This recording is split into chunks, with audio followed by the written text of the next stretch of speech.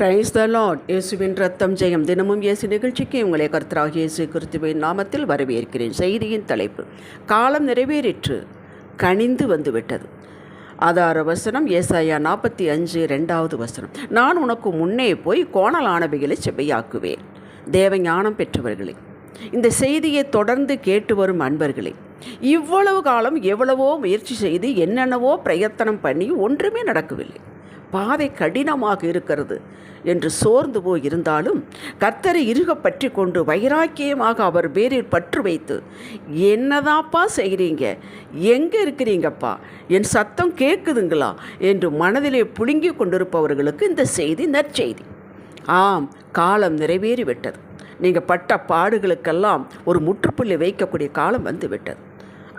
அது நடக்க வேண்டியதே. அது எல்லாருடைய வாழ்வில் ஒரு காலம் உண்டு. நான் உனக்கு முன்னே போகிறேன். எவர்களெல்லாம் உனக்கு இதுவரை தடைகளாக இருந்தனவோ அவைகளை நான் நீக்கி போடுகிறேன். இனி எப்படி இருக்கும் என்றால், உன்னை கொண்டே நான் செய்ய வைப்பேன், லகுவாக்கி தருவேன். வெண்கல கதவுகளும் இருப்பு தாழ்பால்களும் இனி உன் கை பட்டவுடனே அவைகள் நீங்கிவிடும், தள்ளி போய்விடும். நீ ஜெபம் செய்த உடனே, இவ்வளவு காலம் நீ ஜெபம் செய்தால் ஒன்று நடக்கவில்லை, இனி ஒரு ஜெபம் செய்தால் போதும், ஒரு அறிக்கை செய்தால் போதும், பிசாசிலே கட்டி நீ ஜெபித்தால் போதும், முயற்சி எடுத்த உடனே அவைகள் நிமிஷமாய் விலகிப்போம். காரியத்தை நீயே செய்து முடிப்பாய். காரியங்கள் கைகூடி வரும். கடினமாக இருந்ததெல்லாம் இனி லெகுவாகும். இத்தனை காலமாக செய்ய முடியாத காரியங்களை நுணுக்கமாய் செய்து முடிப்பாய். ஒரு வார்த்தை நீ இனி சொன்னால் போதும், பிள்ளைகள் கீழ்ப்படிவார்கள். இதுவரை எத்தனையோ சொல்லியும் கீழ்ப்படியாதவர்கள் என் கீழ்ப்படியும்படி அவர்கள் இருதயத்தை உனக்கு நேராக்குவேன். அவர்கள் இருள் அவர்களை விட்டு விலகி போகும். ஆம், நான் உனக்கு முன்னே போகிறேன். உன்னுடைய பாதையில் நான் முன்னே போகிறேன். உன்னை சுற்றிலும் இருக்கிறேன், உன்னோடு இருக்கிறேன். முன்னேளா போகிறவர் உன்னோடும் கூட இருக்கிறேன். உன் பாதையை செவ்வையாக்கி கொண்டே, கோணலானதை நேராக்கி கொண்டே போவேன். இன்று முதல் இதை காண்பாய், உணருவாய்.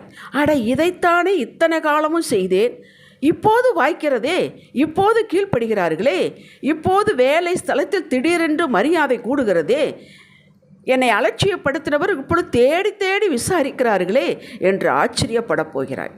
காரணம், நான் இறங்கி உனக்கு முன்னால் போகிறேன்.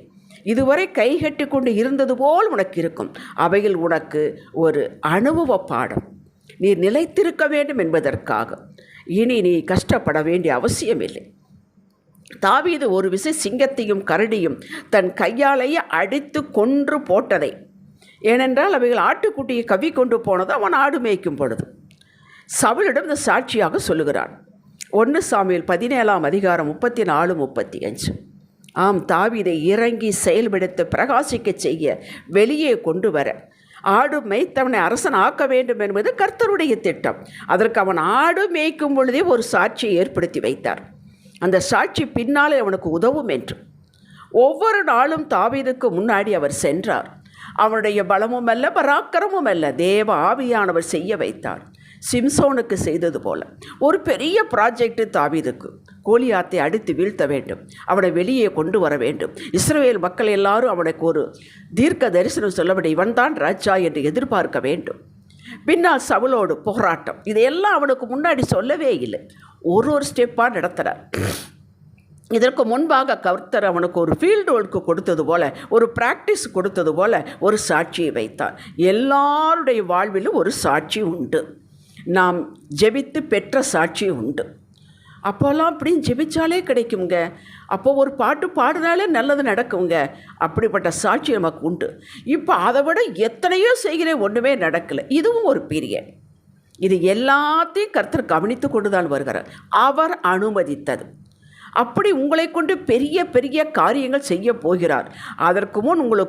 அதற்காகத்தான் உங்களுக்கு முன்னே போகிறார். தடைகளை நீக்குவார்.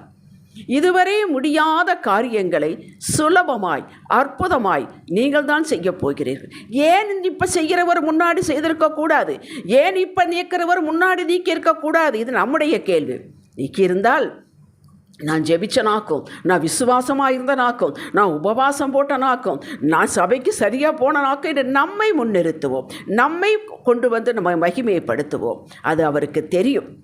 அதனால்தான் நீ என்ன செய்து என்னவா செய்யுங்கப்பா, இனி என்னால் ஒன்றும் முடியாது, உங்களையே இறுக பிடித்துக்கிறேன், அந்த நிலை எல்லாருக்கும் கொண்டு வருகிறார். உங்களுக்கு மட்டுமல்ல, உங்களுக்கு மட்டுமே தெரியும் இது என்னால் உண்டானது அல்ல, இது தேவனுடைய செயல் என்று. இப்பொழுது நீ அடையப் போகிறீர்கள். அப்பொழுது சொல்லுவீர்கள் இது என்னால் உண்டானதல்ல.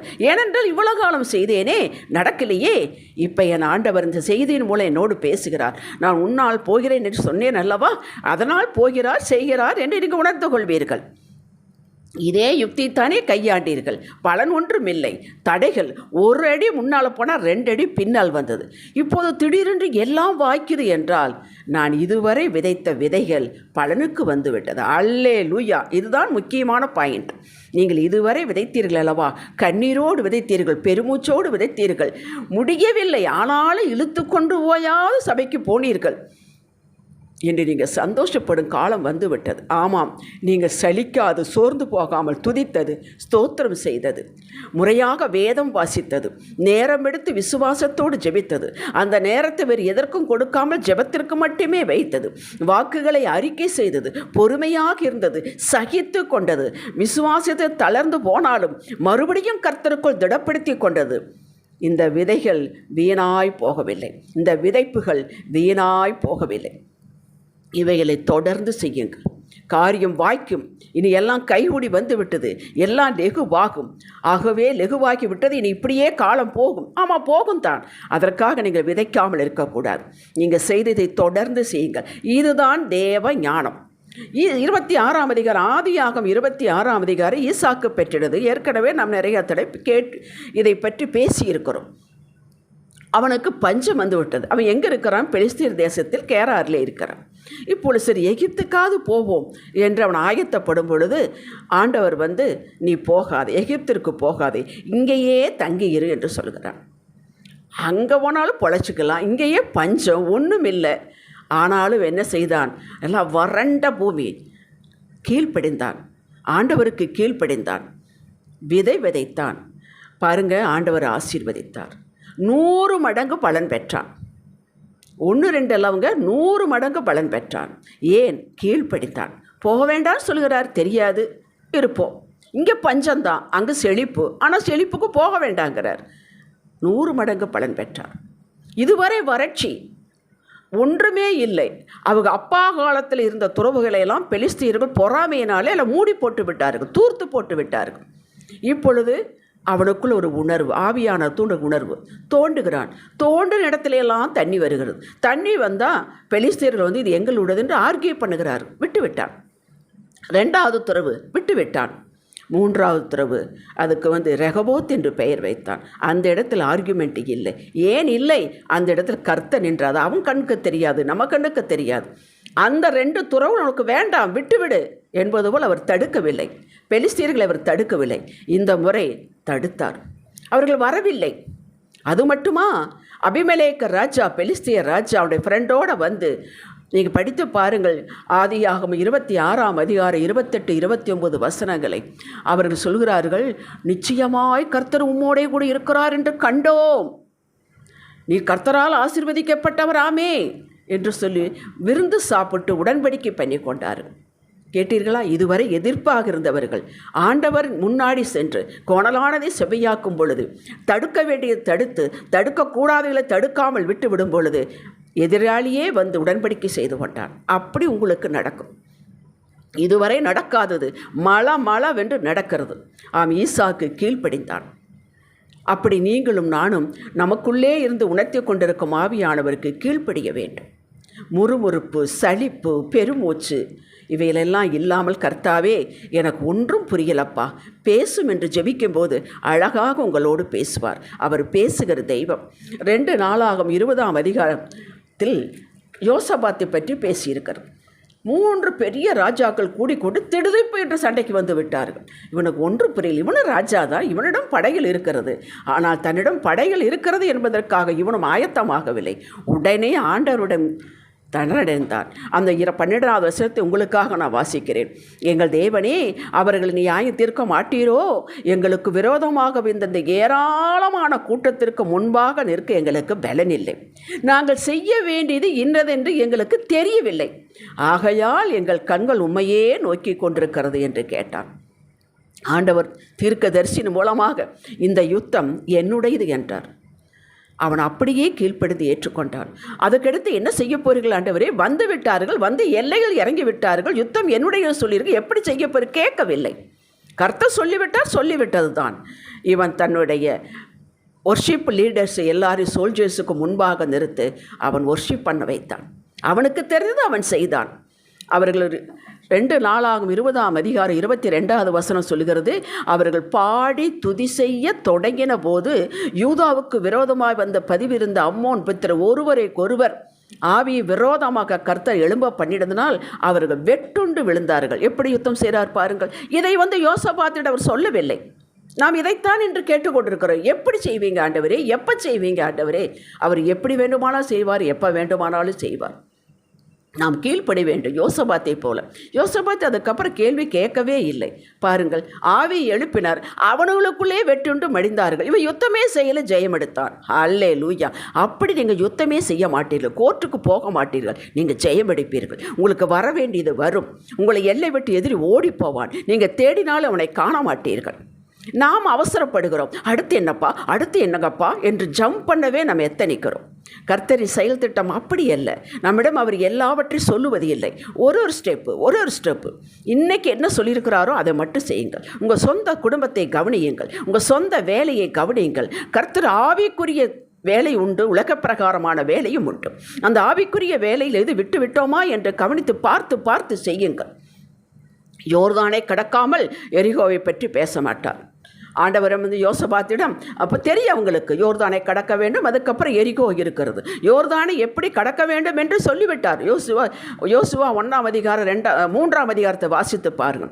அவன் கேட்கவில்லையே, எரிகோ பட்டணத்தை எப்படி இதை தாண்டி போனால் தான் அதுக்கு முடியும். அதுபோல் ஒன்றை தாண்டி வாருங்கள், ஒன்றை செய்து முடியுங்கள். அதுக்கடுத்து அவர் சொல்லுவார், வாய்க்கு செய்வார். இப்போது நமக்கு தெரியாது, பேச மாட்டார். ஒரு காரியமாக நிதானமாக ஆவியான யோசனைப்படி செய்யுங்கள். அற்புதங்களும் ஆச்சரியமான காரியங்களை உங்கள் வாழ்வில் நீங்கள் காண்பீர்கள்.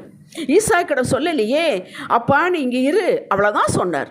நீ இரு, நீ விதைப்பாய், நான் பலன் தருவேன், அப்புறம் நீ தோண்டுவாய், துறவுகள் வரும். இது ஏதும் சொல்லவில்லையே. ஒரு ஸ்டெப் கீழ்ப்படிய வேண்டும். அடுத்து நாளைக்கு என்ன சொல்கிறாரு? கீழ்ப்படிய வேண்டும். அவர் ஒன்றுமே சொல்லவில்லையே. நேற்று செய்ததை இன்றைக்கும் செய்யுங்க. ரூத்துக்கு முன்கூட்டியே சொன்னாரா, மகளே நீ புறப்படு, அங்கே நீ போவாய், ஒரு வயலுக்கு போவாய், தானியம் பொறுக்குவாய், இது போவாசுடைய வயல், இதெல்லாம் சொன்னாரா? ஏதும் இல்லை. அவள் ஒரு யதார்த்தமாக ஒரு குழந்தையை போல தன்னுடைய மாமியை பின்பற்றி கொண்டு வந்தாள். ஒரு ஸ்டெப்பாக நடந்தது. பின் அந்த வயலுக்கே சொந்தக்காரியானார். ஹல்லேலூயா. அப்படி நமக்கு சகல ஆசீர்வாதங்களை கொடுக்க, நிறைவாக கொடுக்க வர ஆசைப்படுகிறார். நாம் அவசரப்படக்கூடாது. ஒரு நாளை எடுத்துக்கொண்டு செம்மையாய் வாழுங்கள். இந்த நாளில் எப்படி செம்மையாய் இருப்பது, உண்மையாய் இருப்பது, இந்த நாளில் ஆண்டவரை பரிபூர்ணமாக எப்படி தேடுவது, தேடுங்கள், காரியம் செய்யுங்கள். அவரை முன்னே போக அனுமதியுங்கள். அதாவது மாமிசம் முந்திக் கொள்ளக்கூடாது, நம்ம சொந்த யோசனை முந்திக் கொள்ளக்கூடாது. அவர் பெருக வேண்டும், நீங்கள் சிறுக வேண்டும். அப்பொழுது மக்கள் உங்களை விசாரித்து கொண்டு வருவார்கள். நீங்கள் பிஸ்னஸ் செய்வர்களாக இருந்தால் உங்களால் சப்ளையே பண்ண முடியாது, அந்த அளவுக்கு ஆர்டர்கள் தேடி வரும். வேலை செய்வர்களாக இருந்தால் உங்களுடைய சாட்சியை கேள்விப்பட்டு எங்களிடம் வாருங்கள், எங்கள் கம்பெனிக்கு வாருங்கள் என்று தாமாக வந்து கூப்பிடுவார்கள். யோபு 42:11 தயவுசெய்து நீங்கள் வாசிக்க வேண்டியதை. இதுவரை வராதவர்கள், உறவினர்கள், நண்பர்கள் தேடி வருகிறார்கள், பரிசுப்பவர்களோடு வருகிறார்கள். அப்படி அவன் என்ன செய்தான்? ஒன்றும் செய்யவில்லை. எப்பவோ அவர்களை விசாரித்தது, எப்பவோ அவர்களுக்கு நன்மை செய்தது, எப்பவோ அவர்களோடு நன்மையாக இருந்தது. இப்பொழுது ஆண்டவர் தேடி வர வைக்கிறார். அப்படி வர வைப்பார். நீங்கள் ஒன்றும் கஷ்டப்பட வேண்டிய அவசியமே இல்லை. அவர் கடலை பிளந்து கொடுப்பார். நீங்கள் நடந்தால் போதும். நீங்கள் போய் கடலை முனகி பழக்க வேண்டிய அவசியம் இல்லை. மடமடமென்று காரியங்கள் வாய்க்கும். காலம் நிறைவேறிவிட்டது. உங்களுக்கு எல்லா காரியங்களும் கனிந்து வருகிறது. உங்களுக்குத்தான் ஜெபிக்கலாம்.